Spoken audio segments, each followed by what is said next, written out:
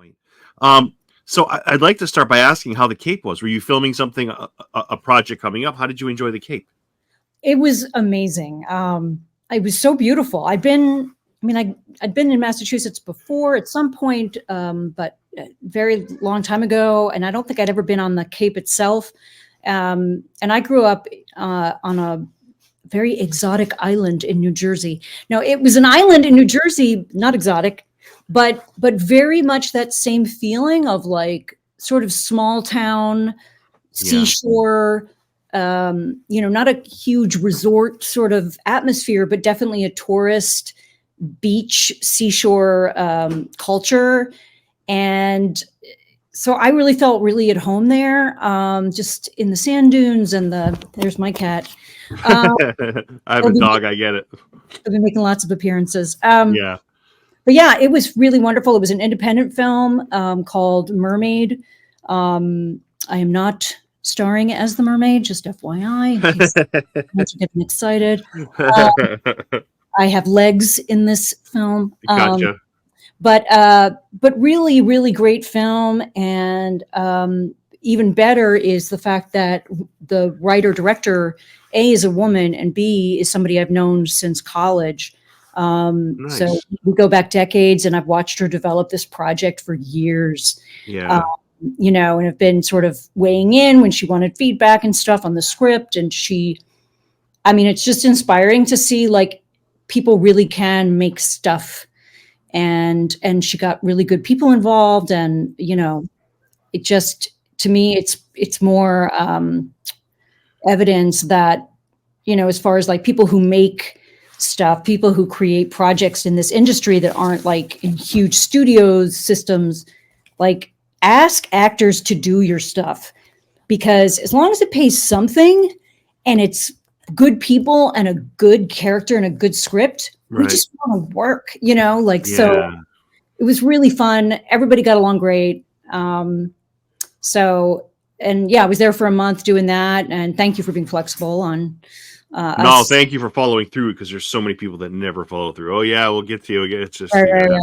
But for you doing that says a lot about who you are. But listening to you talk about this movie, I'm getting like flashbacks of Tom Hanks. I'm thinking Daryl Hannah. I'm like, what's going on here? But yeah, I'm excited to see it when it comes out. Please do let me know when it does come out. I would like to see that. Yeah, and I know I was watching the episode you did with Carlos Alazraqui, my comrade in arms. Yep. In Reno, and talking about being dads and of young. I can't remember if your kid is female or male or what they're. I have a 4-year-old girl and I have a 1.5-year-old son. Oh wow, that is yeah, nice. Congratulations. Thank you, Mary. Thank you. But I know Carlos has two. I don't know if they're tween at this point or teens, but 2 girls, and so this story is about a 10-year-old who's having a lot of sort of confusion and emotions and stuff around gender identity. I feel like I don't know a single parent who's got a kid from 9 and older who's not encountering that whole. Yes. Yeah. So it's really a story about a kid who's just confused and trying to figure themselves out, and a dad who's a single dad, a widower who, wants to be supportive, but really just doesn't even know how to deal. They butt heads, and it's sort of it's a story about that relationship. And I just play a local, like a townie who has a bar where they do lots of drag nights and stuff. So our worlds collide, and we kind of become these unlikely friends. And so it's a really nice story, because I feel like it does a good job of like not preaching and not judging, just being like, this is tough, and like both sides, you feel for them. So we'll see. We just wrapped. So that's exciting. That's really exciting. I'm so happy for you. Before we go forwards, I kind of want to go backwards, like all the way back. Yeah. So I hope I have my information right. Was Mrs. Munich a really nosy neighbor? Whoa. Wow. You weren't kidding. That's all the way back. Yeah. Mrs. Munich. Where did you get Mrs. Munich? Mary, I do my homework. Like, I want to make sure my guests feel like I'm not going to waste your time. I want to know if Mrs. Munich, one, doesn't seem like she was very fair to you. Two, I feel like everybody has a Mrs. Munich in their lives. I sure as hell did. But how bad was your Mrs. Munich? Was she You know, I'm trying to think, like Mr. Munich was, I just remember having to be like sort of forced as a child to sit down every time they got back from like Poland or, you know, Prague or like some weird European vacation where they're like, want to see a slideshow, kids? Like, yay. You know, I know we had, and I can't say for certain that it was Mrs. Munich who did this, but I know my mom told me about one of her neighbors who, you know, saw me as a little, I don't know, 5-year-old or something. And I was painfully shy. And this neighbor suggested to my mom that I needed special education, you know, that I may be learning disabled and all this stuff. And so my joke on that has always been like, Dean's List, suck it, Mrs. Munich. But it's really, I think I like to tell that story because, you know, it could be dangerous to like label kids and, you know, and I know it was probably just, she was probably just trying to be like a helpful neighbor, or maybe she was just a nosy, you know. Yeah. And there's nothing wrong with special education, but it certainly shouldn't be diagnosed by a neighbor who's trying who's trying to dig. Yeah. There's nothing wrong with that. So, but it's like, yeah, that's insane. I feel like we all have that person in our lives that like maybe not pretends, but has good intentions, but is really like undermining and hurtful. Like mine was Mrs. Sheehan. She was a 6th grade teacher I had. Oh, she was so mean. She was not nice. I've heard of her. She's got a reputation. Yeah, she does have a reputation. So NYU drama, so impressive. But let me one step before that. Southern Regional Class of '86. Go Rams! Is that? Yes. Yeah. So talk about what kind of kid you were in high school, Mary. Were you like outgoing? Were you an introvert? Like, were you always the drama kid? Like, what were you? Yeah, I was very, very introverted. You know, Mrs. Munich did get right that I needed some kind of help, but really just needed more confidence, needed more self-assurance. You know, I was very introverted. I was very sensitive. I think I still have that. And what I had discovered in even elementary school, and I was really lucky. I was in public school, but it was such a small town public school that we had like amazing teacher to student ratio and all that, like great attention. And so I discovered, I think by accident, like I loved to draw as a kid. Right. That was sort of a way I, you know, sort of, I guess, comforted myself and like, you know, sort of, you know, found a way to sort of occupy myself since I was shy. And I remember I made a drawing of Mr. Benet in 6th grade. He was our teacher. And Mr. Benet was a hairy guy. And so I drew this like caricature of him as sort of like this gorilla version of Mr. Benet. Yeah. And for whatever reason, it killed. It was some of my best work, if I may be honest. Yeah. But they just, and I think I did an impression of him or something being egged on by the students.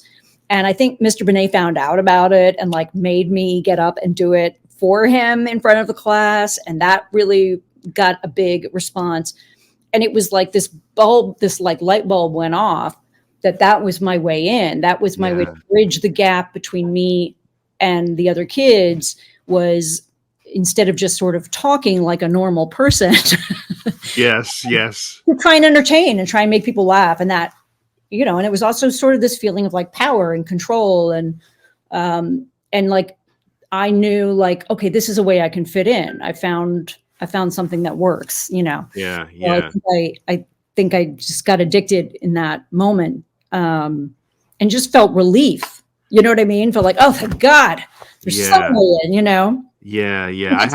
Some kids find partying, some kids find performing, some kids become the nerd, and they, you know, so that's kind of who I was. And my best friend, who was sort of like valedictorian, super nerd, she was the one who was always like, Mary, you do a lot of funny voices, and like, you should just like, have you ever thought about like performing, like trying to do that? And I was like, get out of here. Yeah. But so eventually, through other people sort of pushing me into it almost, or encouraging me, that's when I started pursuing like doing plays and stuff in school. It didn't even dawn on me on my own, but teachers and friends encouraged me. And so that's what wound up sort of making me go in that direction. That's really sweet. Mary, did you have like a movie you loved when you were younger, or many movies that you loved? Like, was there like that spark plug when you were young? Oh man. Yeah, so many. I mean, I remember as a kid loving Grease, which was a musical. Great, still great. Yeah. Yeah, it's so good. And let me think. I mean, this is embarrassing, but I loved Blue Lagoon so much. That was like porn before you knew what porn, like before you. That was Brooke Shields, right? Yeah, Brooke Shields, Christopher Atkins, who I wound up working with in my life, which was amazing. He was like my like bratty older brother. We just like we did this film called Kids versus Monsters. And I was like, I cannot believe I was so fangirling inside. Christopher Atkins from Blue Lagoon, but he was the best. He was just funny, and we were just like making each other laugh. Yeah. Those are just a couple. I loved Young Frankenstein. I loved Airplane. I loved, and strangely, I loved like all of these sort of like British, Room with a View. Anything Helena Bonham Carter was in. I just that. I used to love, you talk about British shows. I used to love Benny Hill, watching it with my dad. Oh my God. Yes. Benny Hill, my brother loved. And I was like, this is weird. Why are they running around chasing each other in high speed? Yeah. But Monty Python, I loved. Yeah. So your brother was in a house with 4 other girls, right? That. How was life for him, do you think? Do you think he was... He was the best. He was very much like the black sheep of the family, became a truck driver. Meanwhile, he was like the smartest one out of all of us. But he had a sick, twisted, very Reno 911. Now looking back, like that's something I'm so grateful for growing up. Is my family had like no shortage of absurdity. Like we really appreciated the absurd, and I didn't know that's what you would call it at the time. But we were constantly like improvising, making up songs, doing sketches, but never calling it that. Just people were always doing sort of weird characters, my mom included, but just trying to make each other laugh because we didn't have any money. So it was just like, but what a long like a lost art. Like even when my own kids are on a table, like we just put away the phone. Like it's just like make each other laugh, have that family memory. Like, and I gotta heed my own advice. Like get your head out of that cell phone. Like it's just, I don't know. There's something really sweet and genuine about that, Mary. It's really, I mean, had we had that growing up, I doubt we would have been as sort of, DIY as we were. But you kind of, I mean, you could read, right? You could, I suppose, go to the movies. This was even pre-VCR when I was really little. So there was no, I don't even know if kids know what a VCR is. That's hilarious. That's crazy. You're right. You're probably right. Yeah. But at the same time, I feel like there was something lost a little bit, because I was just talking to somebody about this. Like, I remember when the miniseries Roots came on. And it's a big event. And because the whole country was stuck with whatever came on the TV, at us, you didn't have really much choice. You had like maybe 10 channels. And so everybody was like, we're going to watch it. There was nobody who wasn't watching Roots. And so it was like this shared collective experience. And so it was a lot easier, I feel like, to be unified and not sort of in our silos and all isolated and polarized. And so we didn't even know it at the time, but looking back, like we all were part of one night watching the same thing, like the playoffs or, the Super Bowl is probably the closest thing we have to that these days, But listening to you talk about Roots reminds me of things we don't see anymore on TV, like after school specials. I used to love those things. Remember those suckers? Like they always had like a message. Like some were like very serious, they'd scare you, and like some were just amusing to watch. Yes, I remember so many times, like especially with my brother, because he was such a sort of counterculture, like he did not give a shit what people thought of him, or if he did, he hid it. But so like there were so many moments where I could only view them in terms of like, what would Christy McNichol do if this was an after school special? Like that's what I do, and I don't want to do it, but I should probably do that. Like, weird, like morality. Christy McNichol, I had such a crush on her. She was so beautiful. Like she was such a great actor too. Like it probably still is. So that just brings back memories. So we talk NYU drama, which is great. Then it takes you 10 years to get an agent, which is wild because you have an impeccable resume at this point, right? Like you've gone to the school, you've done your things, you've got a great record, but like the fact that an actor of your caliber takes that, it's just like, I feel like times have changed now. Yeah. But, I mean, life isn't fair. I get it, but yeah, it is. It's very different now. And like, I think it's actually gotten better and more like sort of, democratized because there are so many avenues for people to reach a mass audience with social media and our phones and all of that. Like if you want to make something, make it 3:00 in the morning in your living room. If you want, you want to make a movie, make it on your phone, all of that. And, I remember at the time, like there was much more sense of like gatekeepers, right. And it was this catch-22 because you couldn't get work if you didn't have an agent, but you couldn't get an agent if you hadn't worked. So, in any sort of big deal thing. I just did whatever I could to get work on my own, or I wrote my own stuff and performed it in little, sketch comedy clubs or that kind of thing. So I just, I just refused to quit because I didn't feel like I wanted to do or knew how to do anything else. So I feel like that classic thing happened where it's like when I stopped chasing agents and saying like, please, Yeah. When I stopped doing that and just said, screw all of y'all, I'm just going to do my own thing. And it was what usually happens, which is they were like, hey, what's going on? What do you, would you like to come and talk to us about what you're doing? And I was like, oh. Yeah, it's so weird how that works, Mary. Yeah. It's so weird. Mary, there's a show that I always thought you'd be perfect for. You ever see The Righteous Gemstones on HBO? Yes, wait a minute.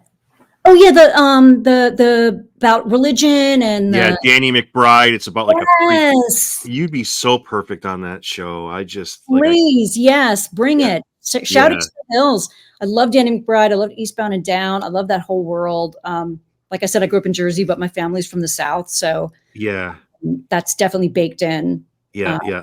And I heard you talk earlier about Airplane, which makes me think of Naked Gun, which makes me think of Reno 911. I love that like endless dry sarcasm where there's never really an answer. Like you play the comedy like it's actual like a drama, like it's serious and it's real life. So that's just I don't know, you can handle your way around that, which is amazing. Yes, life and death. Although I will say this, like as fans, I'm sure can tell you, it is not easy to not crack up.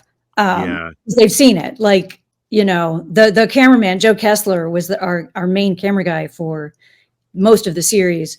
And boy, he had to be nimble because he had to be ready to cut away at a second's notice when somebody's cracking up. But it's also shot like Cops in that way, right? So that's what makes it really unique. Before we get to Reno 911, I want to talk about a couple other entries in your filmography. So Halloween 2 with Rob Zombie. I feel like he's a very divisive guy in the sense that people either love him or are like, like, I don't know. I feel like, what kind of man do you know him to be from working with him in Halloween 2? It's funny. I'm not a horror fan myself. I'm just too like impressionable. So I will get freaked out if somebody's like, boo, So, so I went to a kind of in a virginal sort of ignorance of the genre, and luckily I didn't have to get butchered and slaughtered. Right. But so I didn't know what to think. I knew my little sister is a big horror freak, and so she was like, "You're working with him?" And I was like, "Yeah." But I love Rob Zombie so much. like I had such a crush on him after working with him for just like a couple of hours, because he just seemed like really chill, really passionate about what he was doing.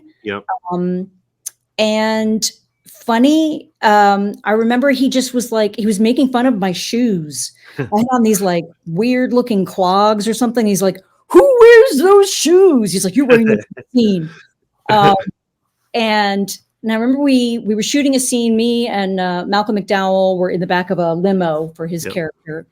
And so they were shooting, and I think Rob was in the front seat overseeing the shots, and we were driving around, and I think we passed by some like gift store or like rest stop. I don't know what it was, convenience store.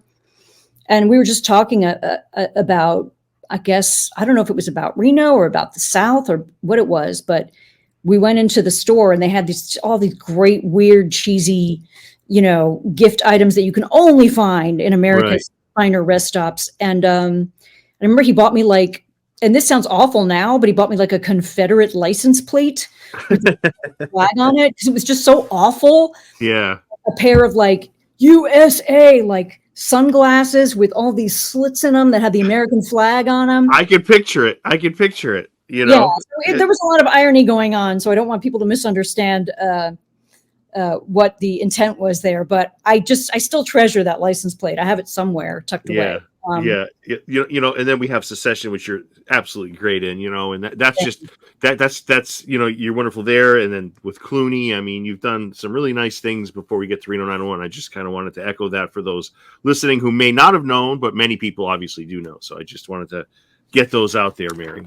Thank you. I appreciate it, because it's amazing to me still that even people in the industry assume that I am basically like Deputy Kimball, like that I speak with a Southern accent, that I'm very serious and very dry, and it's a character, and I sing and I dance. I've been on Broadway, I've been in musicals, so it's really sweet and nice that you do your homework like that, because so many actors, it's like people think, oh, they just exploded onto the scene. Where have they been all? And it's like they've been trudging for years before you even heard of them, probably, Yeah, Mary, I hate that when I hear that. And I tell you the other thing I hate and I told John Carroll Lynch this. I said, because when I was doing research for his interview, the common theme would be, you might not know the name, but you know the face. Talk about a backhanded compliment. Like, shut up. Like, oh my God, they were so, but anyways,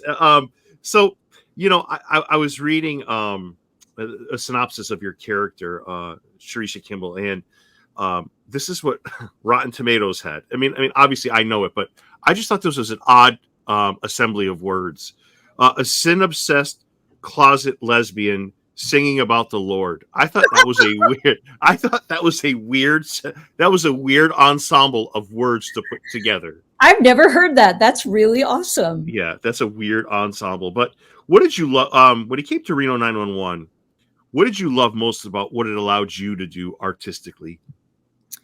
I mean, number one was just improv itself. I'm surprised still that not a lot of people know that I would say 99% of the show is improvised. Tom, Ben, and Carrie always created outlines for each, episode and scene of where we were going to be and what the general gist was. There's a guy and he's naked and he's in this 7-Eleven and he's just stolen the hot dog rotisserie. Go, but the rest was, make 'em ups, as we call them. And so just being able to do that on a half-hour TV show is a radical concept, and especially at the time. What are you guys doing? And we had this wonderful. Another great thing about the show was that it had this weird ability to kind of be successful and have this incredibly loyal fan base with a really diverse demographic of like 14-year-old boys that like fart jokes and dick jokes, and like Harvard professors have come up to me, and been equally enthusiastic. Yeah. And young women and housewives and people whose moms are dying. And like, they're like, that got us through the summer when she was, really sick. And, and so it had this ability to be, do well enough that it kept going, but not so well that it blew up to this huge, it wasn't like The Office. Right. Right. And because it was cable instead of broadcast, but so it kind of flew under the radar. And so it was almost like we were like latchkey kids where like mom and dad were at work.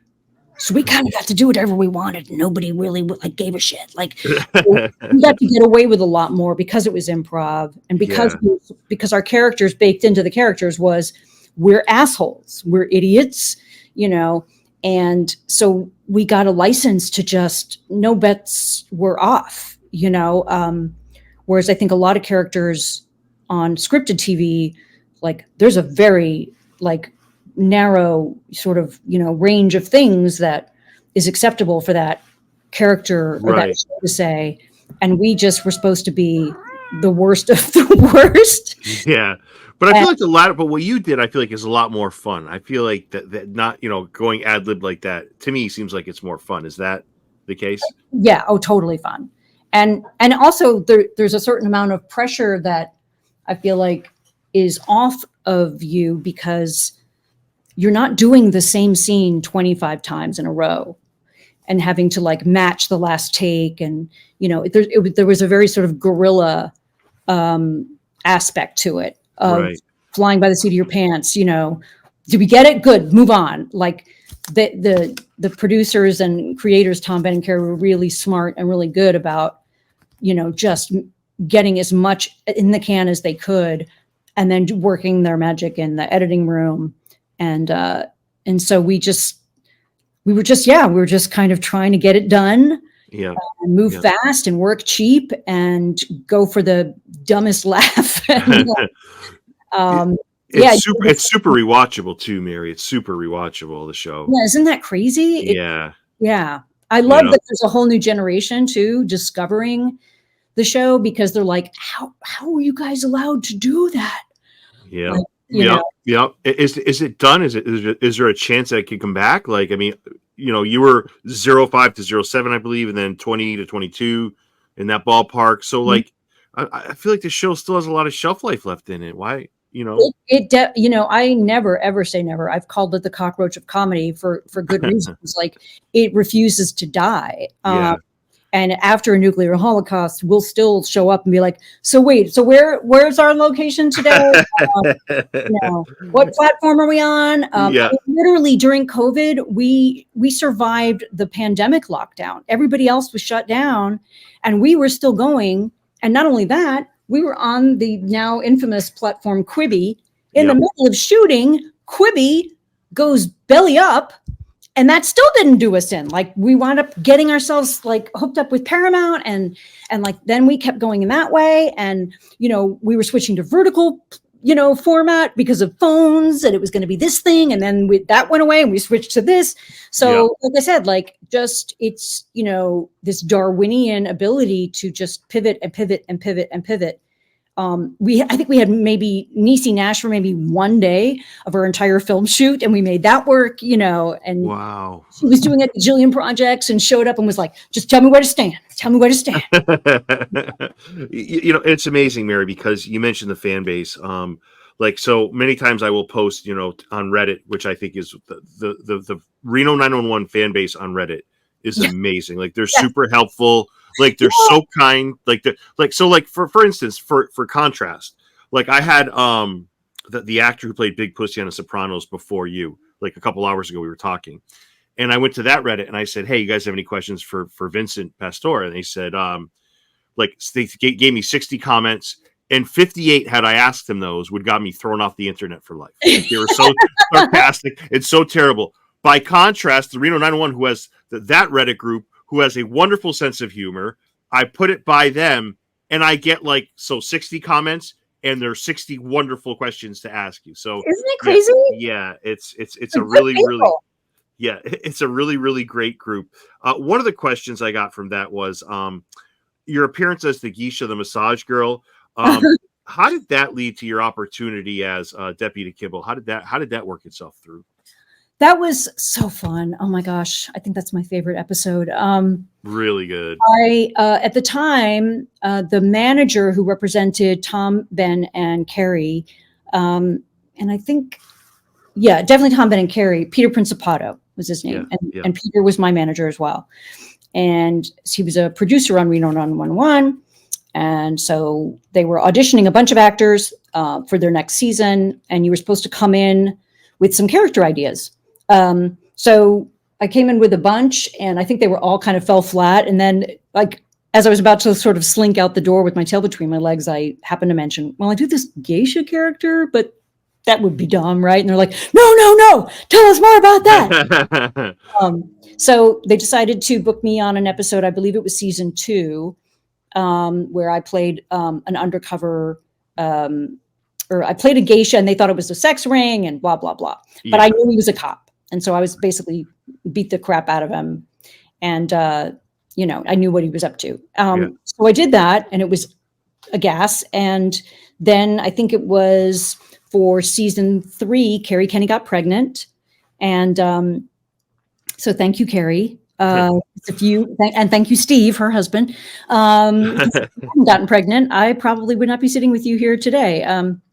So she got pregnant, and they knew that she might even wind up delivering during their shooting season. So they knew they needed to have sort of a female cop, a spare tire in a sense. To sweep in if she should be, delivering and out of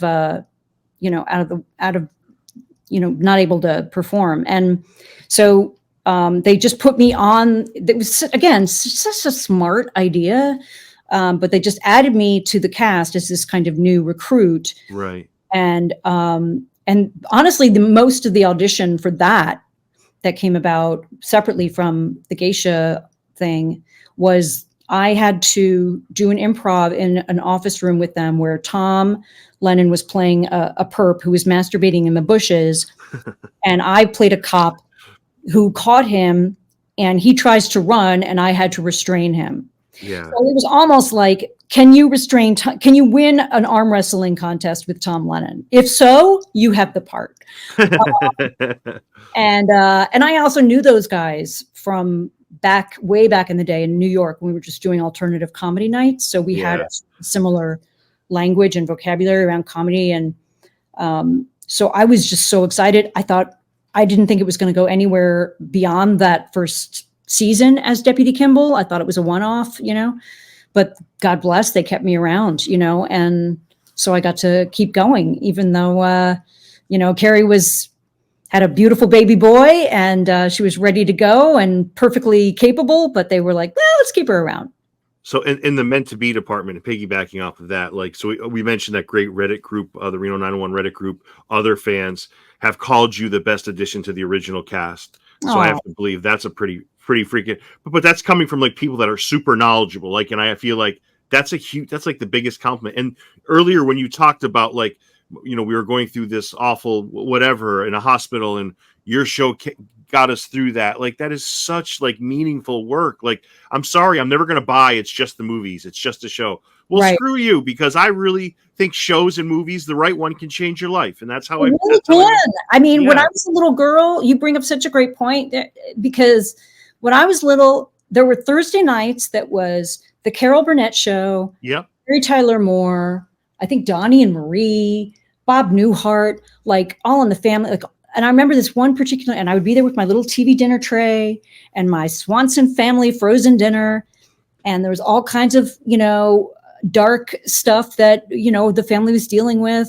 I was dealing with as a kid, didn't know where to, what to do. Drugs wasn't an option, or drinking yet. And so that night of TV, that saved my ass, Yes. I lived for that. And it just, it was an escape, but it was also it was teaching me at the same time without knowing it. It was teaching me about comedy. It was SNL, all of it. It was, it was like church, honestly. It was more than church because we didn't go to church. Yeah. People use that saying comfort food to talk about eating junk food because it like I feel like All in the Family when I watch it, it's like a comfort show. You know, Reno 911 is a comfort show. Like you watch it, it has like this soothing, like you just feel at home in your heart and soul watching it. You know it's going to make you laugh. You know you're going to have a good time. You know you're going to be in a better mood than when you started. Yeah. So that's really where it's at. So and I want to talk. I'm sorry, I cut you off. No, go ahead, Mary. Go ahead. But it's that wonderful combination of comfort and approachability, and like you're at home, but also really subversive. All in the Family at the time, the messages they were talking about with Vietnam and like talk about polarized, factions, like butting heads, the whole show, talking about really like race, and Reno in its own way. Like it takes like, cops and corruption and all this stuff that is like in the zeitgeist. And it was, dealing with it head on, but in this really funny, quote unquote, stupid, silly way. But that's why I think it resonates so much, is because it's a release valve about something that is really dark and really troubling, but lets us like look at it and talk about it and deal with it in this sort of lighthearted way that isn't just brushing it off. It's like, no, this is a real thing. And it's so fucked up, but let's laugh about it for a half an hour just so we can kind of get through it and, deal with it. So I think that's that's just the trifecta. Like that's just winning the lottery. So lucky to be a part of it. That's really well said. I just want to go over a couple of the moments that they've talked about online or my personal favorites.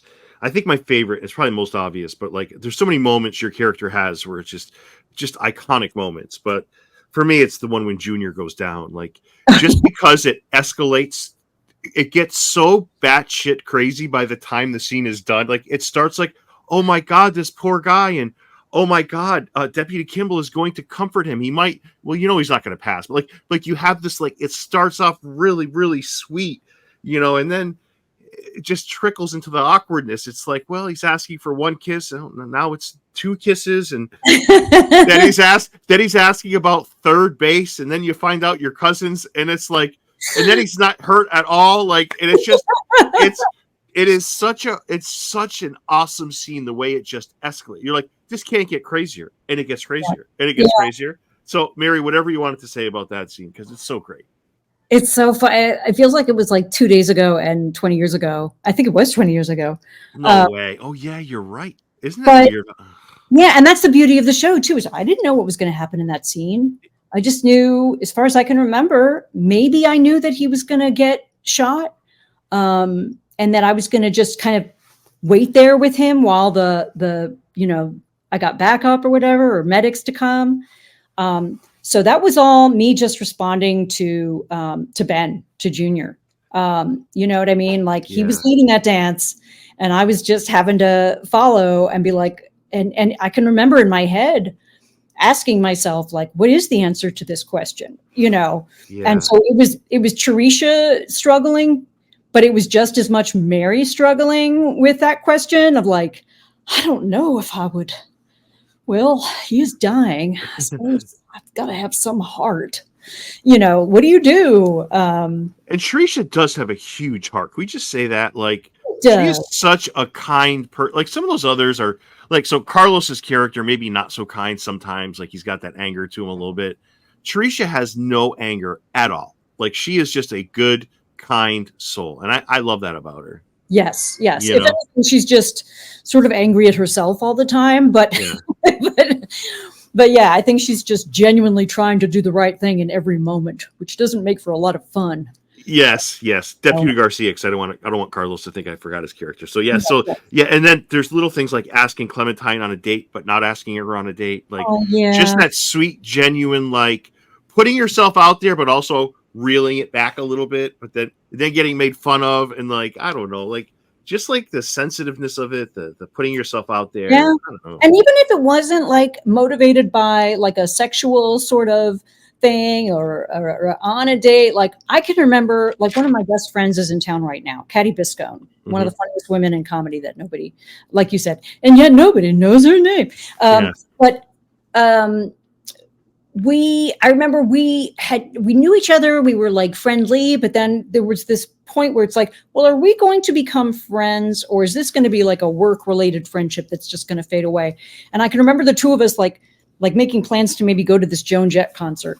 And so it kind of felt like that of like, oh, this is our first friend date. I guess we're going to be friends now, you know, and it cars this sort of like sweet, even though it's platonic, it was like a big deal to like ask somebody, a new friend in adulthood. You know what I mean? It kind of still feels like, will you come to my birthday party? You know? That's a good one. That's exactly what it is. I would say no, you know.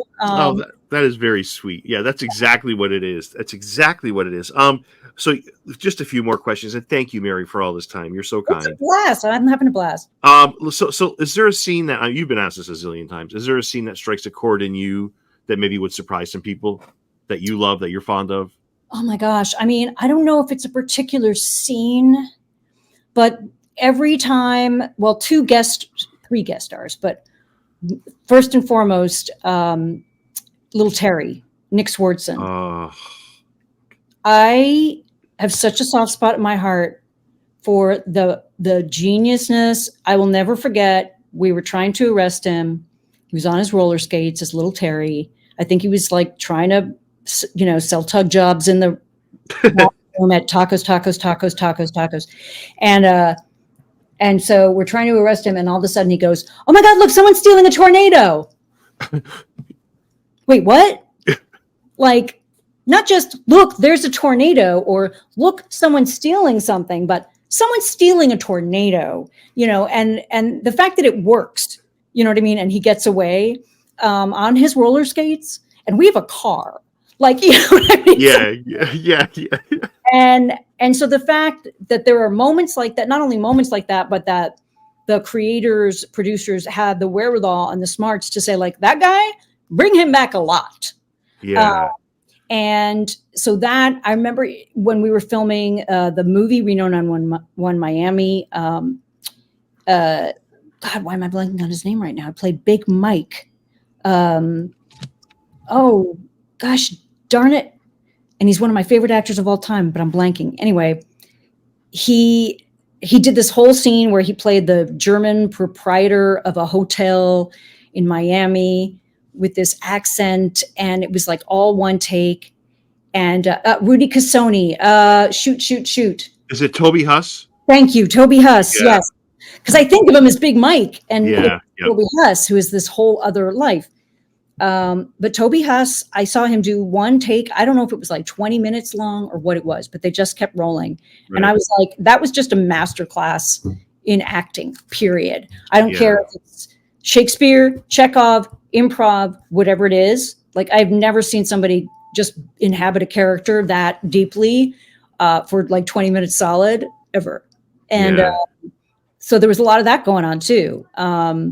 So just so many guest stars. Jack Plotnick, who made countless appearances, was always riveting to watch. That was one of the really fun things, is we got to sort of play with so many different people in the business, some famous, some totally not at all, but all equally talented. So I love it. Made so many jobs for so many people, you know? Yeah. Mary, is there a member of the reoccurring cast that it's really hard when he or she speaks to really keep a straight face around? Is there a particular member of the cast, or does it kind of vary depending on day? So many. I mean, the three I just mentioned more so than others, but this one guy in particular who is no longer really, pursuing show business, but a good friend of mine, Tom Bolster, and he played a motivational speaker.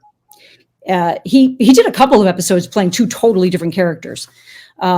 Because he was very versatile, but he played this motivational speaker who would come in and give a sort of a pep talk to us.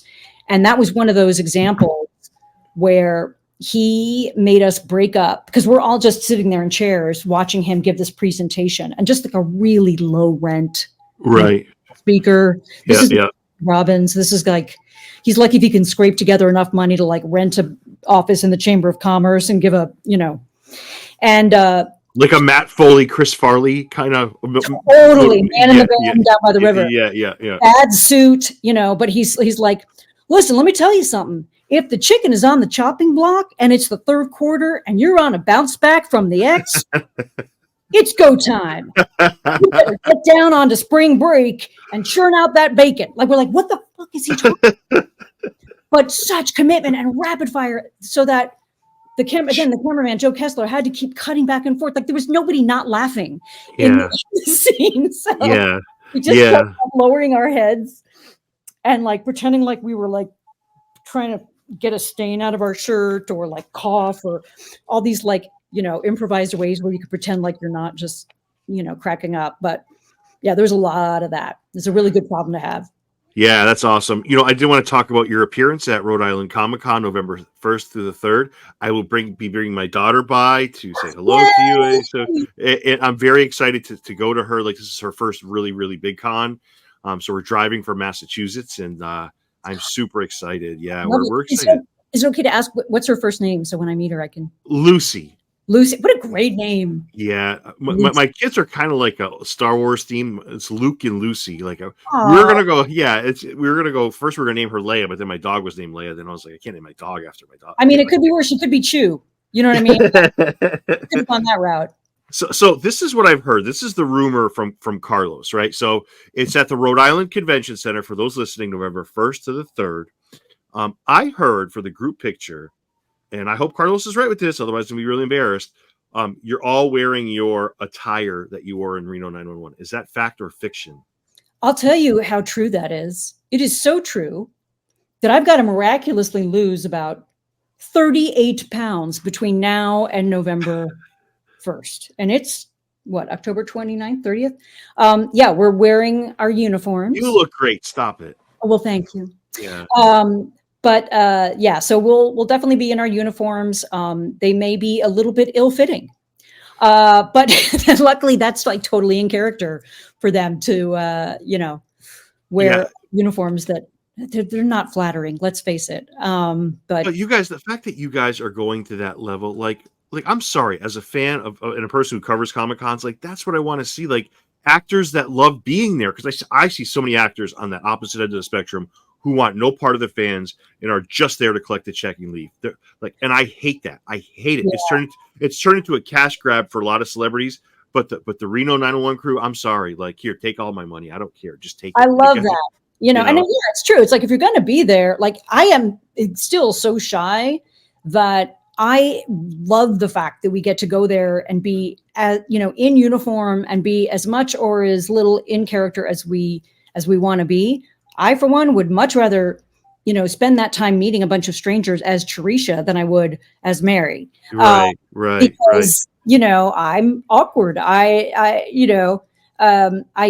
work hard to not be, but it's just easier when they show up loving, that character, to kind of give them a little of that and connect on that level. It's still me, but yeah. And I'll be me. I'm not going to be like weird. I'm not going to be like Daniel Day-Lewis, kind of like, please address me as Cherisha.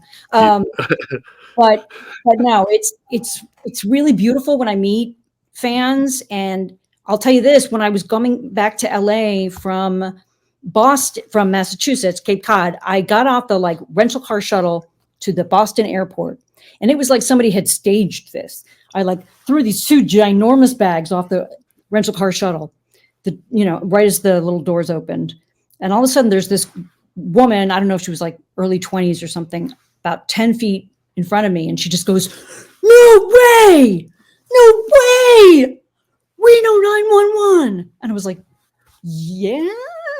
Oh my God, that is so awesome. And just the joy on her face. She's like, my sister's going to shit herself. Can I take a picture?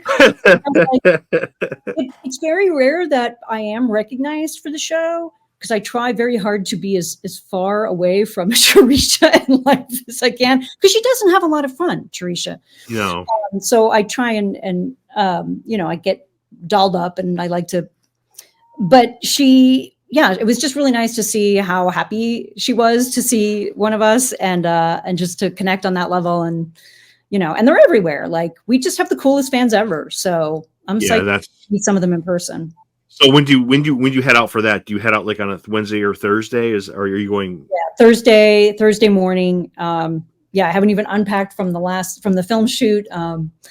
So do they take care of you guys, Mary, when you go to a con like that? Do they take good care of you? Do they make sure? Honestly, I've only been to like one other con in my life. Wow. I just never kind of pursued that. But I feel like enough time has passed with the show that it kind of makes sense, since it's not on the air right now, to like connect with fans on that level. And it's also, it's one of the best cons on the planet. I'll tell you that's that. what I've heard. And also the fact that Tom and Carlos are going to be there just really sweeten the pot for me. Like, the thought of doing it by myself again would be kind of like scary, but.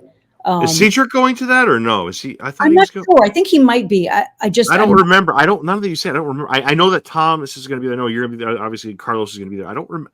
He might be going. I don't remember. I know from what I know of Cedric, like, if he can go, he will. So it just depends, I guess, on scheduling, if he's working right now or something. But he would be there in a heartbeat. Just knowing him, we know how to sit in chairs and make each other laugh. So we'll have a good time. My last question is, I read you were doing a project. It looks super with Peter. Is it Duplass, or am I saying that right? Am I right? The project had. Oh, Mark Duplass. Mark Duplass. I don't know why I said Peter. Yeah, Mark Duplass. Yeah, is that? I thought I saw it was under one. I thought I saw Natalie. Maybe that's wrong. If it crossed me off, but then they changed the name of the project. Natalia. That's it. Yeah. That's it. So they changed it.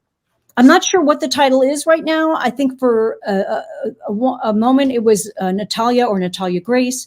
Yeah. It is based on a real case of foreign adoption. And there was a documentary, I believe, on Netflix, and I think that was called Natalia or Natalia Grace. And it's Mark Duplass and Ellen Pompeo. From Grey's Anatomy. And I do a couple of episodes on it. It's like a limited series. And I love it. It's really good, and Mark is so good in it. Is that released, or does that have a release date to it? Because like it doesn't have a name attached, so I was like a little confused by that. Yeah. I don't know when it's being released, but as far as I know, it's definitely coming out relatively soon. I think maybe the spring is what I was last told. And I think it's Hulu, but I could be wrong. I get them all mixed up these days. Me too. I feel like one person owns everything anyway. So like, that's true. So who knows? But it was really, really fun to shoot. And I remember it was cool. There was like a lot of female directors that were doing the episodes, which I loved. And I just had a ball with, like, I wish we could get Mark Duplass on a Reno episode, because we just cracked each other up, just like goofing around in between takes. And he has an awesome sense of humor, right, Mary? He really does. And I was intimidated to meet him, because he seems like such a sort of an indie darling, and like prom king of the cool kid. I could see that. He was so humble, so friendly, so down to earth, just a sweetheart. And so that's always nice to see too. You never know. You don't know what people are really like, and so he's a really solid dude. So hopefully that'll be out soon in the spring. Whatever it's called, Natalia Grace. But it's a really twisted, interesting, dark, very dark comedy about an adoption that sort of just goes wrong in so many ways. Great cast. I was really psyched. Mary, you are a wonderful person, and I'm very excited to meet you in person and say hello. And yes, you and Lucy, I'm excited.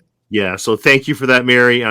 As you know, I'm a huge fan of all your work, even your non-Reno 901 stuff, which you are wonderful in. And Mary, I'll see you and say hello in a couple of days. And thank you for this time. You are good people. Thank you for this. Thanks so much. Give us a heads up before you come, so we'll make sure we're on our best game. Okay. Thank you, Mary. All the best.